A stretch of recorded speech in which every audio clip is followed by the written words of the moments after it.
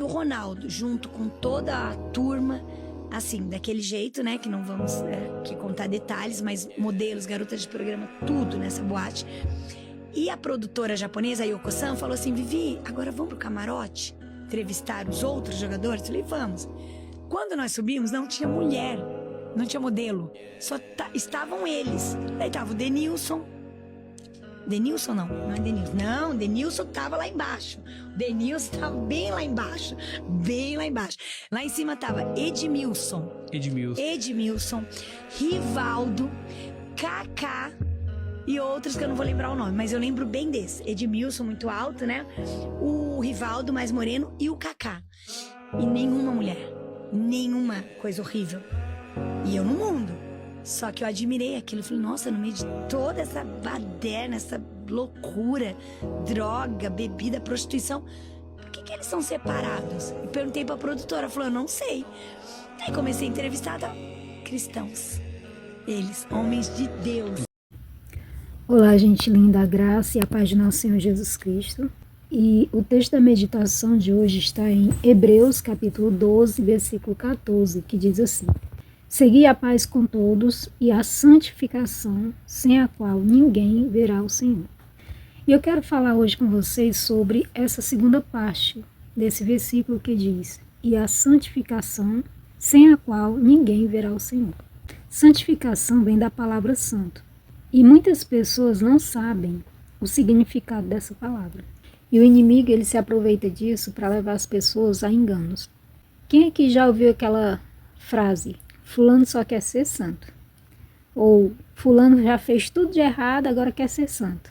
Pois bem, essas são frases elaboradas por Satanás para fazer pessoas retrocederem de suas decisões de servir a Deus.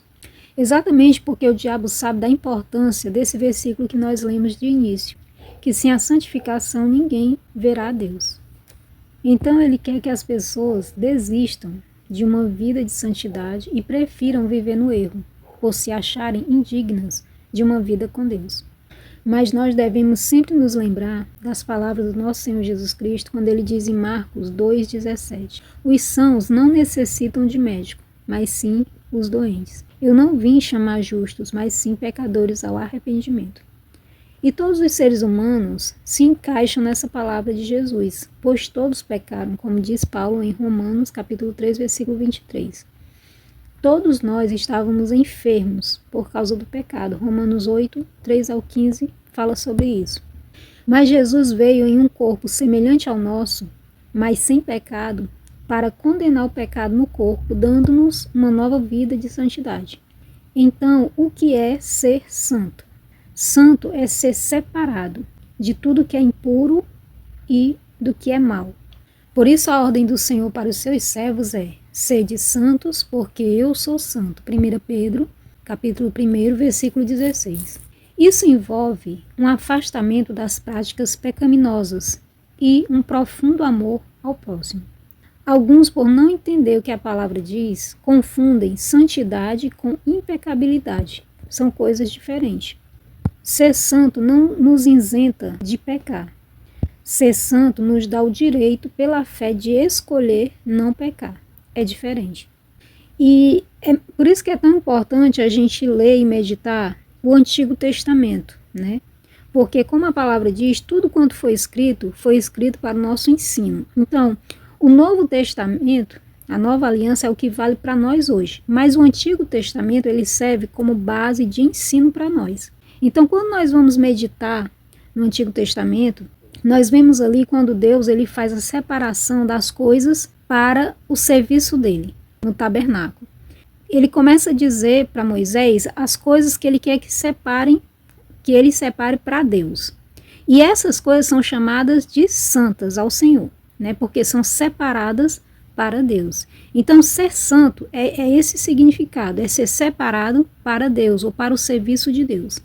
Quando nós olhamos ali na Antiga Aliança, Deus separa as coisas e diz, né, que são santas ao Senhor. Também diz que o povo de Israel é um povo separado para Deus, um povo santo ao Senhor. O que é que acontece? Essas coisas que eram separadas para Deus, né, as bacias, as coisas lá dos utensílios da casa do Senhor, Essas coisas, elas eram sempre limpas e tudo, mas elas também poderiam se contaminar. E quando elas se contaminavam com alguma coisa impura, né, essas coisas se tornavam impuras. Então elas tinham que passar pelo processo de purificação novamente, que o sacerdote ia lá, matava o animal, pegava o sangue, aspergia nas coisas, então se tornava puro novamente. A mesma coisa o povo de Israel, quando eles pecavam, eles iam lá no sacerdote, levavam o animal, o sacerdote sacrificava o animal, pegava o sangue e aspergia nas pessoas e elas se tornavam puras novamente, separadas para Deus novamente.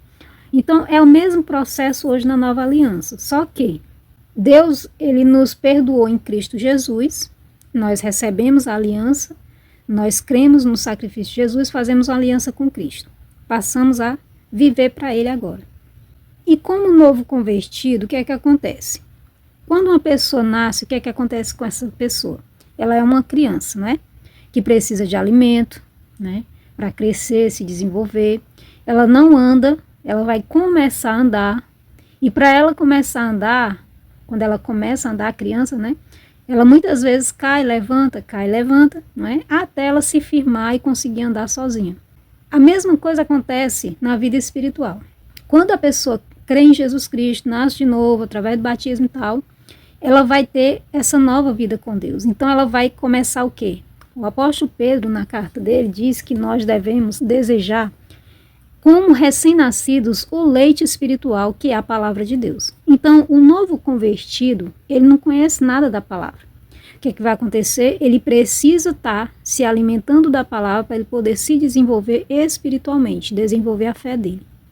E aí, ele precisa de quê? De pessoas que o ajudem nisso. Assim como uma criança normal no mundo natural, né? Como eu sempre digo, as coisas naturais servem para a gente entender as coisas espirituais.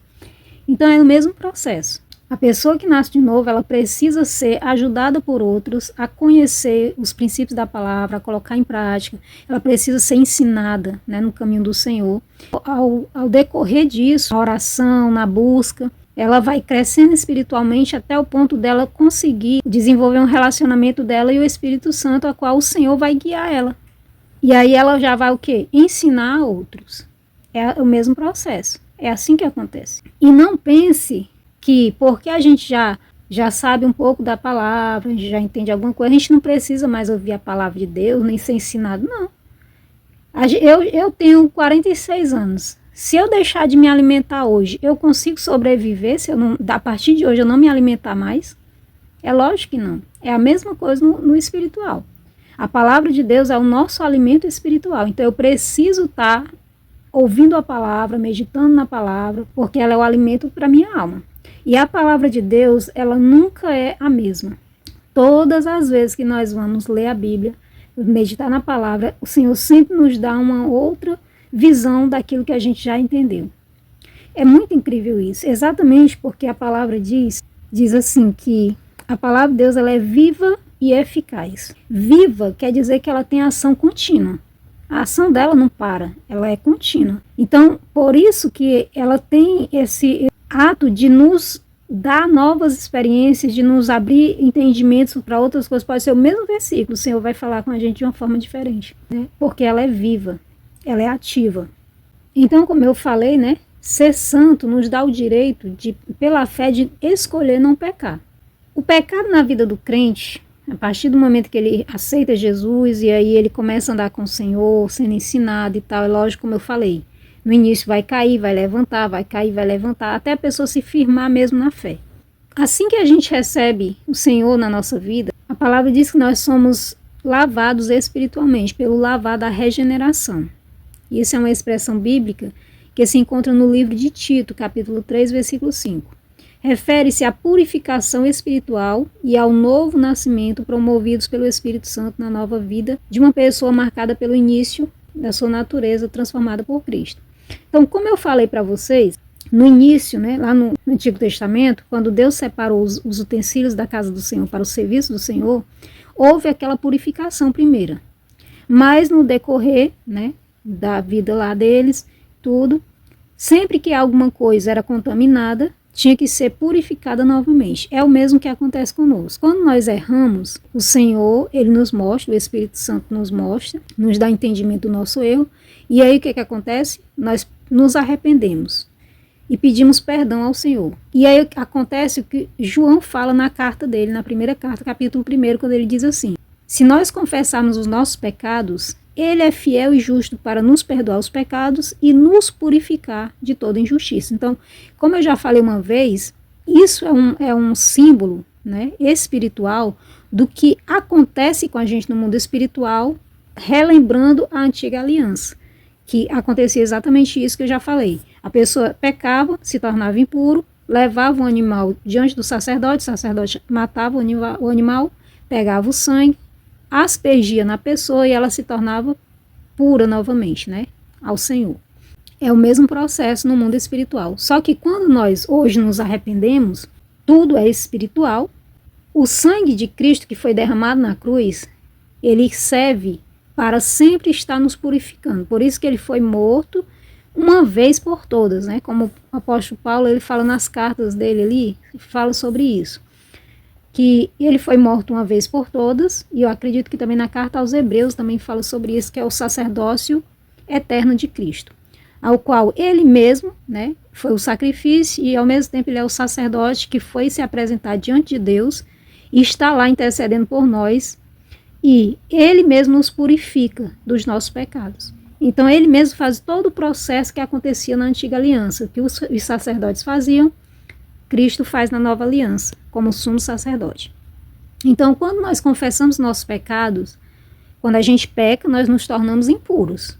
E se a pessoa permanecer no pecado, ela está impura diante de Deus. E Satanás também sabe. Por isso, ele pode tocar na pessoa. Por isso que a palavra diz para nós não darmos lugar ao diabo, né? E também diz que ele anda rugindo ao nosso derredor, procurando uma oportunidade, né, para nos atacar. E essa oportunidade é dada quando a gente peca, porque o diabo vê que a gente errou, nós estamos impuros diante de Deus.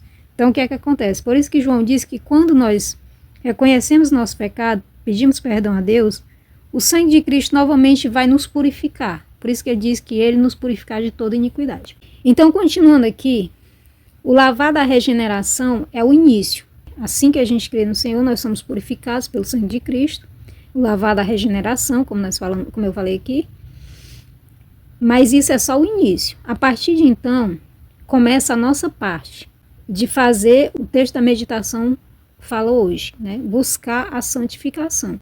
E aí cabe a nós buscarmos a santificação, buscando a cada dia, a cada momento estar nos santificando, ou seja, nos separando de tudo que é impuro, de tudo aquilo que o Espírito Santo vai nos mostrando que não agrada a Deus.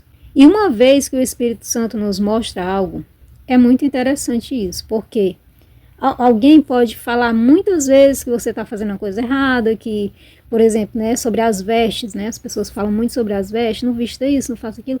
As pessoas podem falar o tanto que for, você às vezes vai fazer mais. Mas quando o Espírito Santo nos mostra algo, é incrível. A gente não consegue mais agir do mesmo jeito, sabe? A gente fica constrangido de agir, por exemplo, de uma roupa que ele nos mostra que não é mais para a gente estar vestindo aquele tipo de roupa. É algo tão assim, interessante, é uma experiência que quando a gente tem essa experiência, ele nos convence, ele nos dá uma certeza dentro de nós, um testemunho dentro de nós, que a gente olha e diz, não, isso aqui não é mais para mim. A mesma coisa em todas as outras áreas. Às vezes a pessoa, ela vive uma vida que não agrada a Deus, aí o Espírito Santo vai começando a trabalhar na vida da pessoa, vai mostrando que aquilo não agrada a Deus, e vai chegar o dia que a pessoa vai dizer, isso aqui não é mais para mim. E não tem como uma pessoa que nasceu de novo continuar fazendo o que o Espírito Santo já mostrou que não é para estar fazendo. Às vezes, né, alguém pede para me fazer alguma coisa e quer que eu faça de qualquer jeito para ser rápido. E eu sempre digo que eu não consigo fazer as coisas de qualquer jeito. Às vezes a pessoa pode até nem entender isso, mas é porque isso é uma nova natureza. Do mesmo jeito que um peixe ele não consegue ficar fora da água, a nova natureza nos leva a viver uma vida naquilo que a gente já entende que é de acordo com a palavra, a gente não consegue mais agir diferente, né? À medida que a gente começa a praticar o que a palavra diz, e a gente, por exemplo, já entendi isso bem aqui o que eu estou falando, né? Alguém disse para me fazer uma coisa de qualquer jeito só para ser rápido. E eu digo para a pessoa que eu não consigo fazer assim. Por quê? Porque a palavra de Deus já me ensinou, o Espírito Santo já me ensinou que tudo que eu vou fazer, eu tenho que fazer como se estivesse fazendo para Deus. Então, eu não vou fazer para Deus qualquer coisa. Eu vou dar o meu melhor. Pode até, para as pessoas, não parecer que ficou tão bem feito, ou não parece até que eu nem dei o meu melhor, mas eu tenho a certeza de que eu dei o meu melhor, né? E Deus também que viu o meu coração. Então, é algo que é uma nova natureza que nós vamos nos acostumando agora a fazer o que é certo, né? Ao que é justo, ao que é bom, de acordo com os princípios da palavra. Muitas pessoas não entendem que um cristão que verdadeiramente entregou o seu coração para Deus, que fez realmente uma aliança com o Senhor no seu coração, crendo em Deus e se sujeitando a Ele como seu Senhor, as pessoas têm que entender que quem faz esse tipo de aliança tem que começar a andar pela palavra. Jesus disse assim: eu sou o caminho, a verdade e a vida. Ninguém vai ao Pai senão por mim. Jesus, como eu já falei em outras mensagens, Jesus é a palavra. Ou seja, ele está dizendo, eu, a palavra de Deus, sou o caminho pelo qual vocês têm que andar para chegar a Deus. Então, eu tenho que procurar viver conforme a palavra de Deus para me chegar a Deus. Por isso que ele diz, buscai a santificação sem a qual ninguém verá o Senhor. Se nós não buscarmos andar conforme a palavra de Deus, que é ela que nos purifica, né? Como o próprio salmista diz no Salmo 105, aliás, no Salmo 119, no Salmo 119, versículo 9, ele diz, como purificará o jovem o seu caminho? Aí ele diz, observando pela tua palavra, né? Então, é pela palavra de Deus que nós nos purificamos. Como o próprio Senhor Jesus também diz, quando ele faz a oração sacerdotal, né, antes de ir para a cruz, ele faz uma oração intercedendo pelos seus discípulos e por aqueles que hão de crer nele a partir de então. E aí ele diz assim, Pai, eu peço que o Senhor não os tire do mundo, mas que o Senhor os guarde e os livre do mal. Santifica-os na verdade. A tua palavra é a verdade. Então nós somos santificados quando nós começamos a andar segundo a palavra de Deus. É ela que nos santifica, ou seja, é ela que nos separa do que é impuro, do que não agrada a Deus, entende? E no momento em que o Espírito Santo começa a nos revelar a palavra de Deus, o que agrada a Deus, o que a palavra está nos dizendo para viver, para fazer, não tem mais como a gente agir diferente. Isso é muito interessante.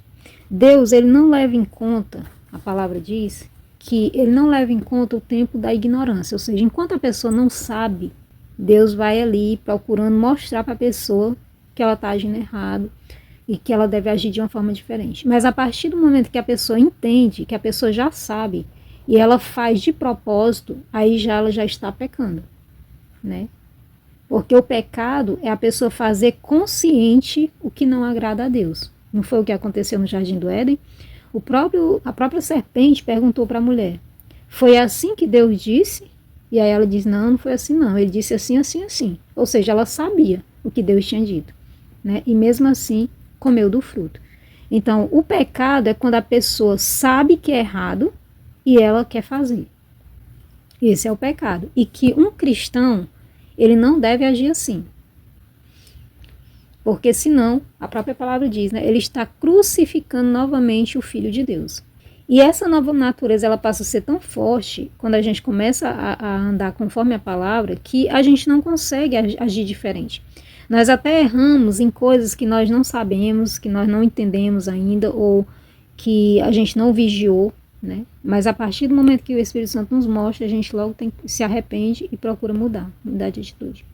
Santidade é a qualidade daquilo que é puro, sagrado, dedicado aos propósitos divinos. No sentido prático, significa separar-se do que é considerado impuro ou mal.